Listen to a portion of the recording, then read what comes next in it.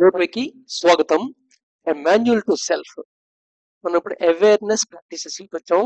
Most most most important practices అన్నమాట ఇవి. ఎందుకంటే అవేర్నెస్ పెరుగుతుంటే ఆ అవేర్నెస్ సఫిషియంట్ లోపలికి సఫిషియన్స్ ఎనర్జీ వచ్చిన తర్వాత అది ఎసెన్స్ ఆఫ్ కాన్షియస్నెస్ కింద కన్వర్ట్ అవుతుంది. ఇంతకుముందు తెలుసుకున్నాం దీని సంగతి. సో ఎసెన్స్ ఆఫ్ కాన్షియస్నెస్ అనేది చాలా important. It acts a glue. ఇది రెండు గ్యాప్ని ఫిల్ చేయడానికి పనిచేస్తుంది. ఏం గ్యాప్ అంటే నీ యొక్క సబ్టిల్ విషయాన్ని లోపల డివైన్ ఫ్రాగ్మెంట్ కి నువ్వు అనుకునే మైండ్ అండ్ బాడీకి మధ్యలో ఉండే గ్యాప్ ని ఫిలప్ చేయడానికి ఉపయోగపడుతుంది. ఆ గ్యాప్ ఫిలప్ చేయనంతకాలం మైండ్ అండ్ బాడీయే నీకు ఎక్స్పీరియన్స్ అవుతుంది. సెల్ఫ్ అనేది ఎప్పుడు ఎక్స్పీరియన్స్ కాదు. సో అందుకని మోస్ట్ ఇంపార్టెంట్ అనమాట అవేర్నెస్ అనేది. సో అవేర్నెస్ ప్రాక్టీసెస్ చూద్దాం. ముందు కొన్ని బేసిక్ అవేర్నెస్ ప్రాక్టీస్ ఉన్నాయి. ఇవి చేసిన తర్వాత వీటి సర్టన్ మాస్టరీ పొందిన తర్వాత హయ్యర్ అవేర్నెస్ ప్రాక్టీస్ లోకి వెళ్ళాలి. ముందు ఒకసారి వాటి గురించి చెప్పుకుందాం. Take up a suitable position for meditation. కూర్చోడానికి ఎలా కుదిరితే అలా కూర్చోండి. మీ ఇష్టం. ఏ విధమైన సుఖం స్థిరం ఆసనం. ఎలా కూర్చోగలిగితే నువ్వు సుఖంగా కూర్చోగలగాలి, స్థిరంగా ఎక్కువసేపు ఉండగలగాలి. అలాంటి పొజిషన్ లో కూర్చోండి. Establish rhythmic breathing. 3 SRB ఇప్పటికే ప్రాక్టీస్ చేసి ఉంటారు అనుకుంటున్నాను. కానీ 3 స్టెప్ రిథమిక్ బ్రీదింగ్ మీరు ముందు ఎస్టాబ్లిష్ చేసుకోండి ఒకసారి. మళ్ళీ రన్నింగ్ లో ఉందా లేదా అనేది. Sit perfectly still. సాధ్యమంతరకు స్టిల్ గా కూర్చోడానికి ప్రయత్నించండి. స్టిల్ గా ఉండటం అంటే బిగించుకొని ఉండటం కాదు. Close your eyes. మీ కళ్ళు మూసుకోండి. And concentrate all your attention on listening. వింట మీదే మీ కాన్సన్ట్రేషన్ పెట్టండి.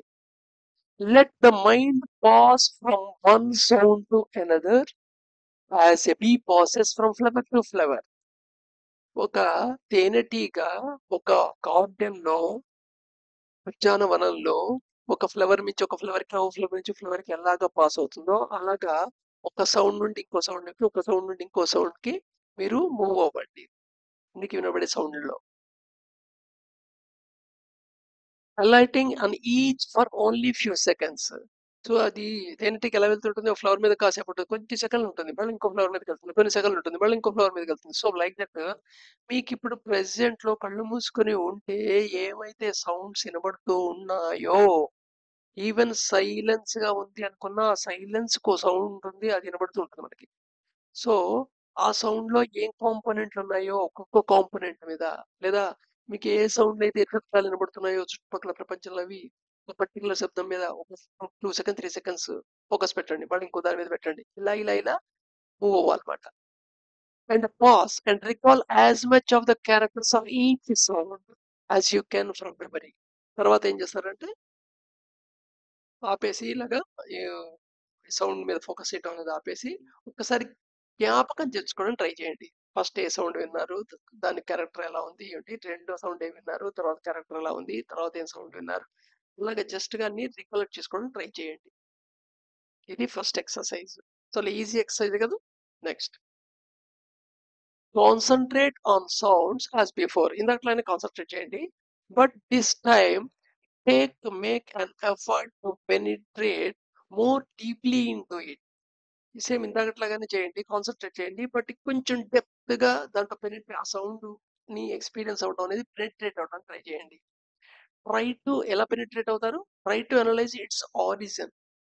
అది ఎక్కడి నుండి వచ్చింది, దేని నుండి వచ్చి ఉంటుంది అనే దాని గురించి వినండి. అలాగే దాని ఎఫెక్ట్ ఎలా ఉంది మీ మీద థాట్ లెవెల్లో, అండ్ దాని క్యారెక్టర్ ఎలా ఉంది, టోన్ ఎలా ఉంది, దానికి ఇంటెన్సిటీ ఎలా ఉంది, is it melodious, is it disturbing, is it just sound. So దాని క్యారెక్టర్. సో దేర్ ఫోర్ ఇది ఇది చేయటానికి ఇంకో రకం కూడా చేయొచ్చు. ఏదైనా ఒక లో టోన్ లో ఏదైనా ఒక పాట పెట్టుకొని, లేదా ఒక కాన్సర్ట్ మ్యూజిక్ తో పెట్టుకొని, ఆ మ్యూజిక్ లో రకరకాల ఇన్స్ట్రుమెంట్స్ ఉంటాయి. మీరు ఒక ఇన్స్ట్రుమెంట్ పర్టికులర్ గా ఫోకస్ చేయడం, ఆ ఇన్స్ట్రుమెంట్ మీద ఇంకో ఇన్స్ట్రుమెంట్ మీద ఫోకస్ చేయడం, ఆ ఇన్స్ట్రుమెంట్ మీద ఇంకో ఇన్స్ట్రుమెంట్ ఫోకస్ చేయడం, ఇలా ఇన్స్ట్రుమెంట్ ని షిఫ్ట్ చేస్తూ చెయ్యొచ్చు. Repeat the exercise of perception, but this time look instead of listening. ఈసారి ఏం చేస్తారంటే నెక్స్ట్ లిజనింగ్ సౌండ్ అయిపోయింది కదా, ఇప్పుడు ఆ, నేను చూడటం కాకుండా ఈసారి చూడటం, లిజనింగ్ కాకుండా సరే పర్సీవ్ చేయటం. So repeat exercise of perception of looking. Try to consider, ఏమి కన్సిడర్ చేస్తారంటే colour, texture, form, purpose, character, relationship, environment, ఇవన్నీ జస్ట్ అనలైజ్ చేసుకుంటూ చూడండి. ఒక్కొక్క ఏదైనా ఒక ఆర్ట్ తీసుకోండి, ఒక బొమ్మ ఏదైనా బొమ్మ తీసుకోండి, లేదా మీ పాత ఫోటో తీసుకోండి, ఏం పర్వాలా. కానీ ఆ ఫోటో యొక్క జ్ఞాపకాల్లోకి వెళ్ళిపోతూ పాస్ట్ టెన్స్లోకి, జస్ట్ ఆ ఫోటోని జస్ట్ అబ్జర్వ్ చేయండి. దాంట్లో ఉండే డిఫరెంట్ కలర్స్ కాంబినేషన్ ఎలా ఉంది, దాని టెక్స్చర్ ఎలా ఉంది, ఏ ఏ ఫార్మ్స్ ఉన్నాయి, ఒక్క బొమ్మ ఏర్పడడానికి మీకు తెలిసిన ఫార్మ్స్ కలిస్తే ఆ బొమ్మ ఫామ్ అవుతోంది. అలాగా అక్కడ ఉన్న ఒక్కొక్క ఆబ్జెక్ట్ ఉన్న పర్పస్ ఏమైనా చెప్తుందా, దాని క్యారెక్టర్స్ ఎలా ఉన్నాయి, అలాగే రిలేషన్షిప్, ఎన్విరాన్మెంట్ రిలేషన్షిప్ ఎలా ఉంది, ఇలా వీటన్నిటి గురించి అనలైజ్ చేయండి.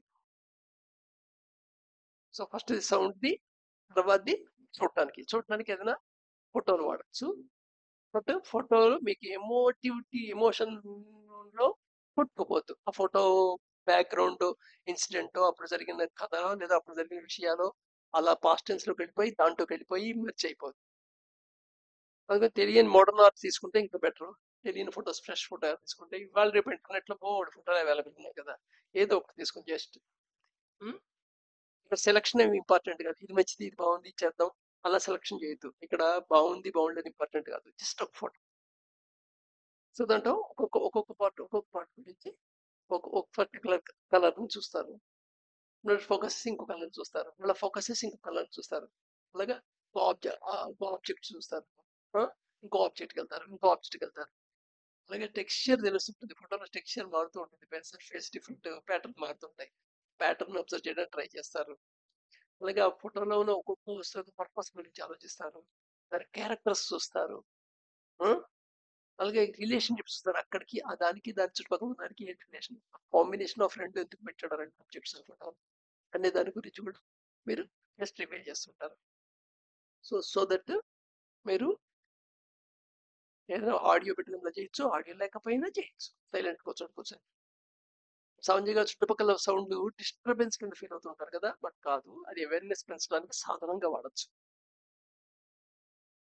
అలాగే ఫోటో కూడా డిస్టర్బెన్స్ అనమాట, ఫోటోని కూడా అవేర్నెస్ పెంచుకోవడానికి ఒక సాధనంగా వాడచ్చు. సో క్లియర్ అయింది కదా. Now will proceed further tomorrow.